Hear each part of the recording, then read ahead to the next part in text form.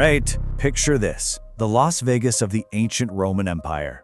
A city dripping with luxury, infamous for its wild parties and, let's be honest, some serious debauchery. Now, imagine that entire city just gone, sunk beneath the waves, lost for centuries. Today, we're diving deep into the story of Baia, Rome's legendary pleasure resort, to uncover the absolutely terrifying reason it's now at the bottom of the sea. So that's the big question, right? How does the Roman equivalent of Vegas just disappear? And we're not talking about a simple flood or an earthquake here. No, the answer is way, way stranger. It's a bizarre geological force that, get this, is still active and incredibly dangerous today. Okay, so what was Baiae really like? Well, just try to imagine the most exclusive resort you can think of, and then multiply that by 10. Located on the stunning Bay of Naples, it was the ultimate playground for Rome's rich and famous. This is where emperors, senators, the whole elite crew came to escape, to indulge, and just let loose.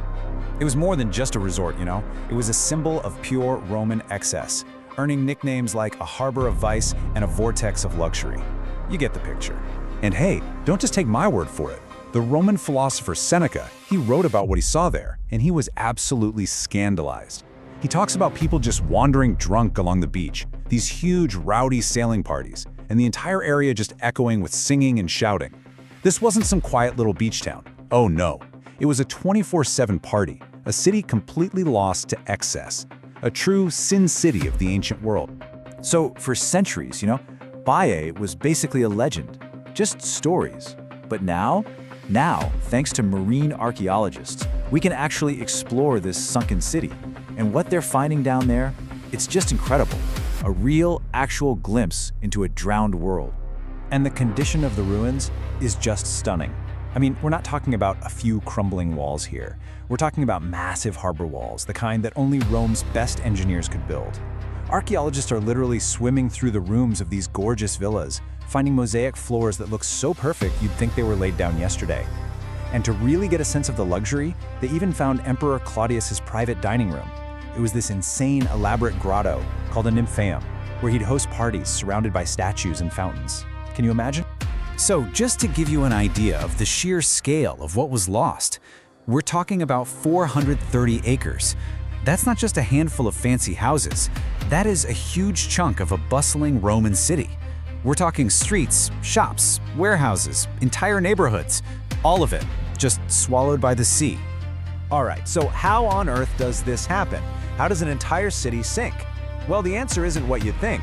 It's not about the sea rising. It's about the ground moving. The clues that geologists uncovered point to something so bizarre it sounds like it's straight out of a sci-fi movie. The land itself is breathing. And the key to this whole mystery? It was found nearby, at the old temple of Serapis. You can see these columns have this weird band of holes drilled into them. Now, those holes weren't made by people. They were made by tiny sea creatures, marine mollusks, that drill into rock. But here's the thing.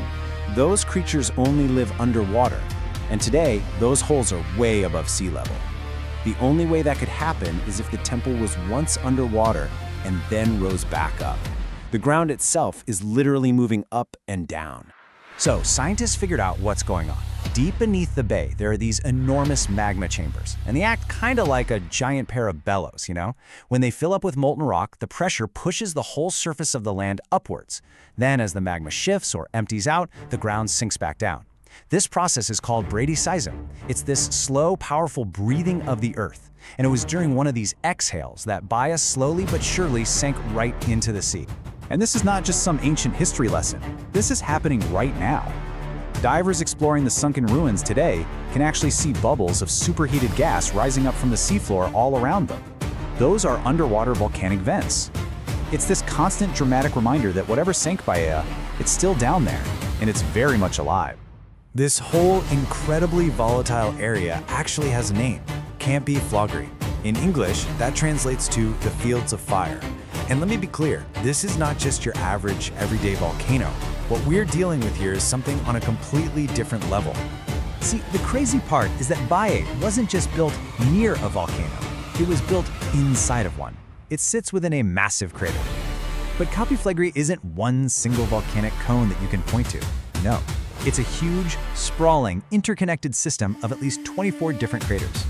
And the scale here is it's hard to wrap your head around. The entire volcanic field covers 38 square miles. To put that in perspective, that's bigger than the entire city of Paris. When you're visiting this area, you are literally walking around inside one of the most dangerous geological hotspots on the entire planet. Okay, so let's put this threat into perspective. Everyone has heard of Mount Vesuvius, right? The volcano that famously wiped out Pompeii. Well, here's the scary part. Scientists know that the volcanic system that feeds Campi Flegrei is much, much bigger and way more powerful than Vesuvius. They're not even in the same league. This thing is a completely different kind of beast.